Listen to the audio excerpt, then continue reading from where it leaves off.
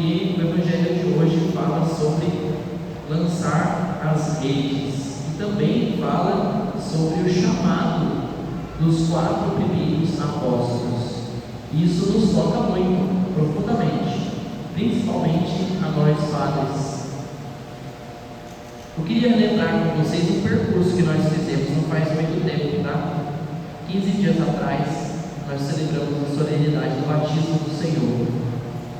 E um pouco antes, no dia 4 de janeiro, nós celebramos a Epifania. Por que eu estou dizendo isso?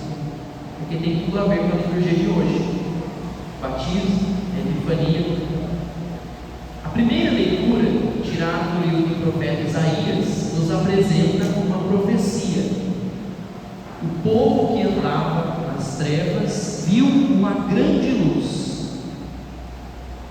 E o profeta Isaías cita justamente o território que é citado no Evangelho também: terra de Zabulon, terra de Neftali, caminho do mar, região do outro lado do Jordão, Galileia dos pagãos. Eu disse a vocês no tempo do Natal, principalmente na Epifania, que Jesus foi visitado pelos pastores na manjedoura, e os pastores eram pagãos. Jesus foi visitado pelos reis magos, e os reis magos eram pagãos. E agora, no começo do tempo ordinário, no começo do tempo comum, Jesus vai morar numa região para cumprir uma profecia, e o nome da região: Galileia dos pagãos. O que é que a liturgia, o que Deus está nos dizendo com isso? Simples. A salvação é para todos. Para todos. É oferecida, é ofertada para todos. No tempo de Jesus, para ser bem restrito, você era salvo na concepção judaica. Para ser salvo, você tinha que ser o quê? Judeu. Yahvé fez uma aliança com Abraão, prometendo a ele descendência, e os seus descendentes estão dentro da promessa da salvação. Mas e os outros? Os outros são pagãos, estão fora da promessa. E também na concepção judaica do tempo de Jesus, e até hoje na concepção mais ortodoxa, você não pode se tornar judeu. Judeu é uma coisa que você herda, é um traço quase que hereditário e cultural também. A pessoa nasce judia, ela não se torna judia, e ela também não deixa de ser judia, entende? Então, quem era nascido judeu fazia parte do povo eleito, estava com o pé na salvação. E os outros não sabemos. Então, quando Jesus começa a anunciar o batismo de conversão, que era pregado por João Batista, não sei se vocês repararam, mas no começo do Evangelho diz assim: quando João Batista foi preso, Jesus começou então a pregar o batismo de conversão. Convertei-vos. Jesus começou a pregar: convertei-vos, crede no Evangelho. E aí ele vai para a região da Galileia dos pagãos, como se eu dissesse assim: Jesus acessa aquele povo que antes não tinha salvação. E por isso é certo dizer: Jesus é a luz dos povos, é a luz das nações, como nos diz uma das constituições do Vaticano II, a Constituição Lumen Gentium, né? A igreja, portanto, é sinal da luz, que é Jesus no mundo. E por quê? O que tem a ver a igreja com isso aqui? Jesus começa a formar a igreja aqui, nesse momento, quando ele chama Pedro, André, Tiago e João. São os 4 primeiros apóstolos que Jesus vai educar, ensinar e depois colocar na frente da sua comunidade. Primeiro, Pedro. O nome de Pedro originalmente era Simão, mas Jesus o chama de Cefas. pedra. Então, muda o nome dele para Pedro. Tu és Pedro, e sobre esta pedra eu edificarei a minha igreja, e as portas do inferno não prevalecerão sobre ela. Portanto, Pedro é o príncipe dos apóstolos, é o primeiro dos apóstolos, e é a pedra sobre a qual Jesus edifica a sua igreja. Depois, o seu irmão André. Esse nome também não é à toa. André é o nome grego, vem da palavra andros.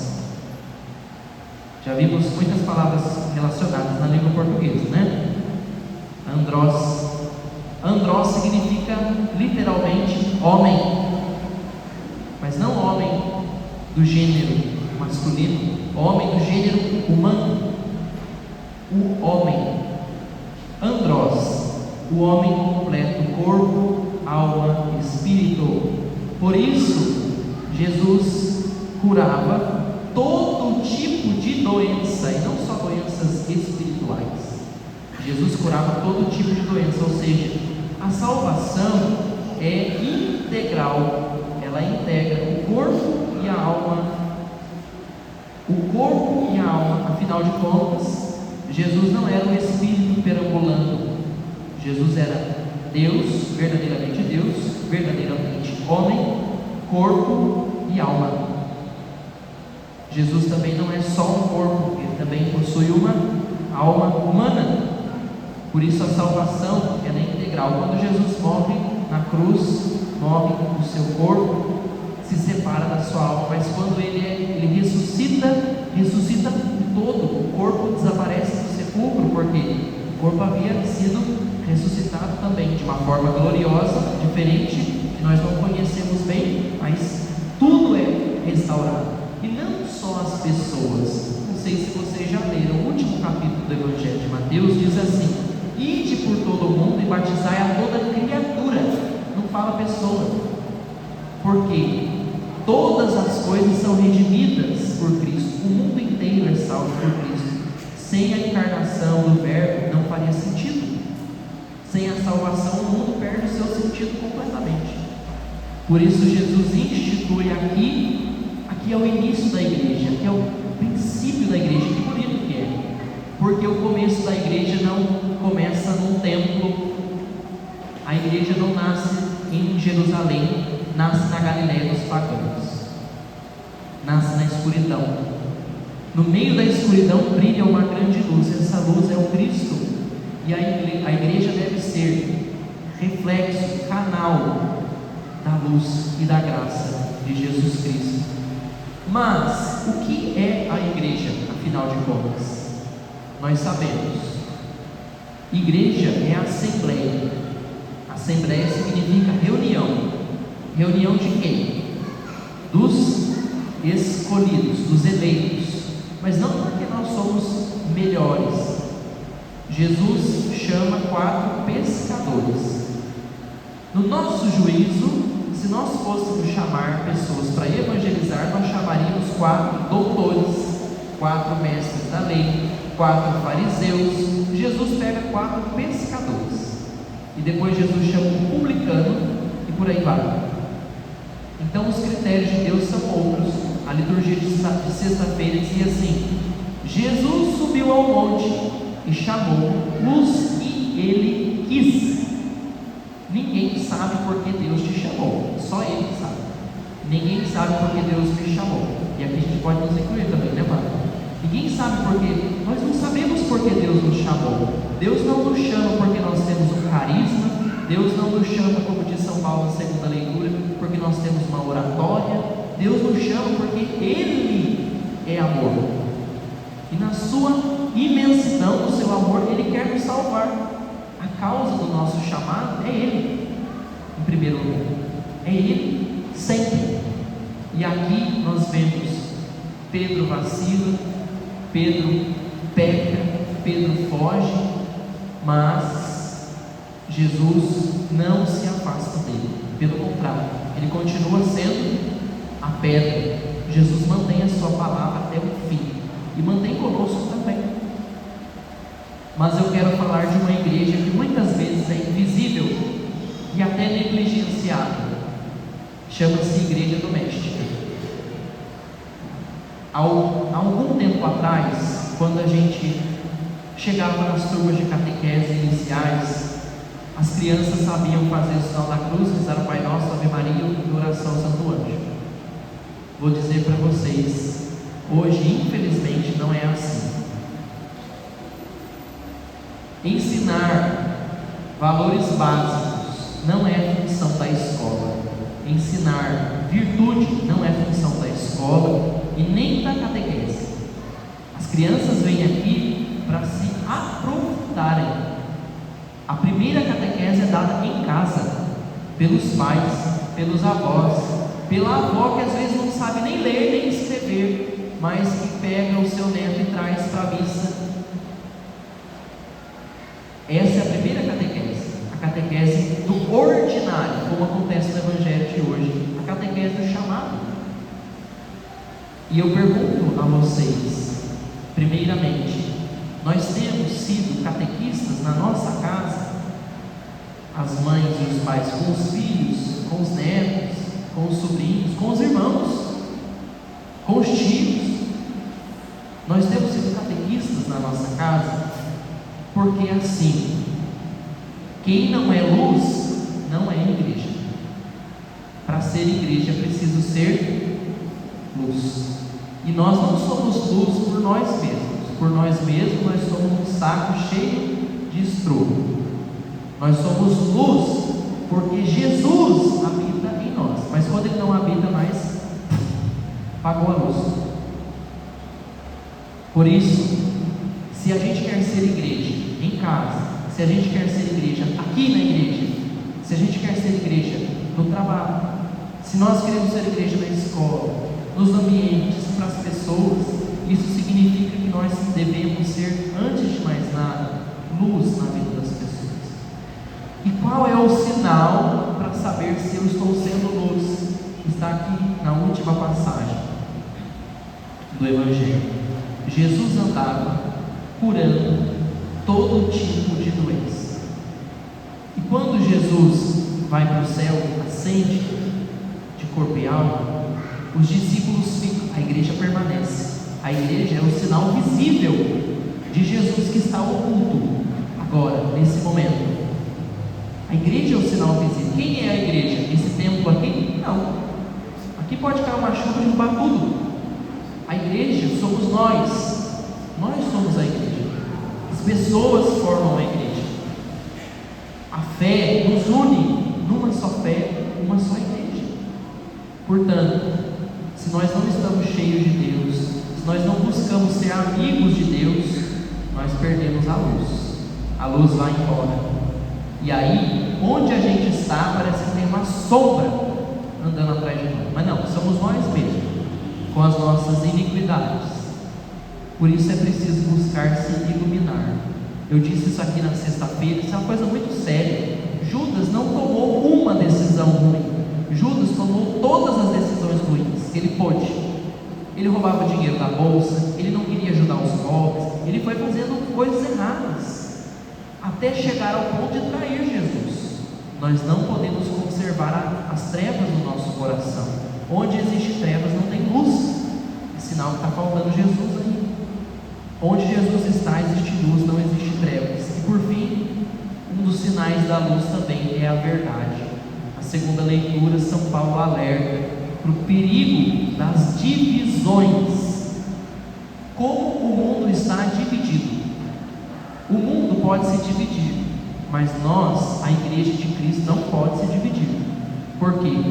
Se nós somos chamados pelo mesmo Deus, se nós caminhamos para o mesmo Deus, não faz sentido ter divisões entre nós. Neste nível aqui, do qual fala São Paulo, não. Uma coisa é gosto, outra coisa é verdade e fé.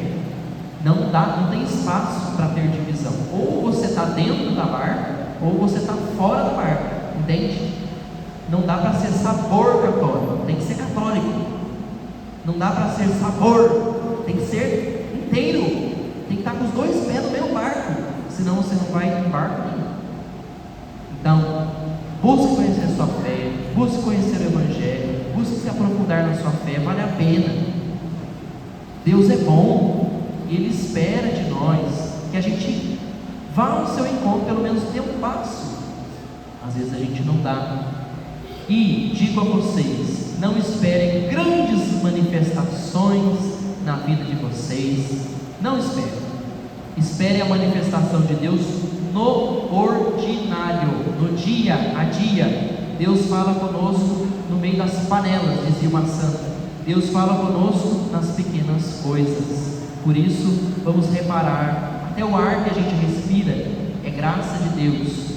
Não sejamos ingratos. Ele nos chama o tempo inteiro. Deus é o eterno chamante, nós somos os eternos chamados, como diz o padre Abeleu Tintin.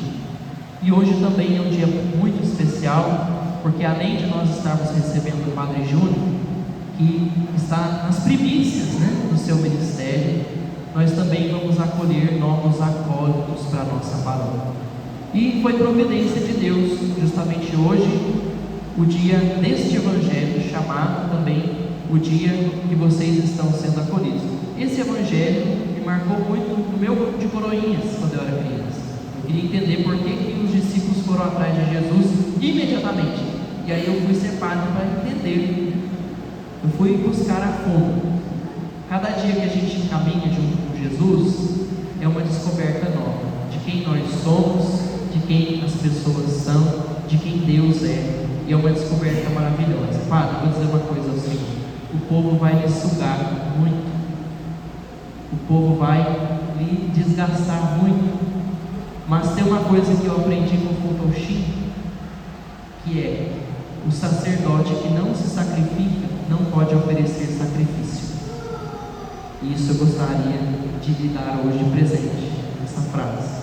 E uma outra coisa também, que o nosso querido Padre Fidelis nos disse lá no meu retiro de ordenação diaconal: a oração é o nosso primeiro trabalho. Quem não reza não faz mais nada.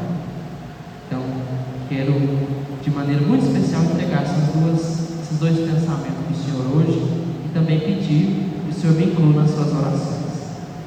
Bom, e agora nós vamos dar sequência com o rito de admissão dos novos acólitos. Preciso da minha pasta.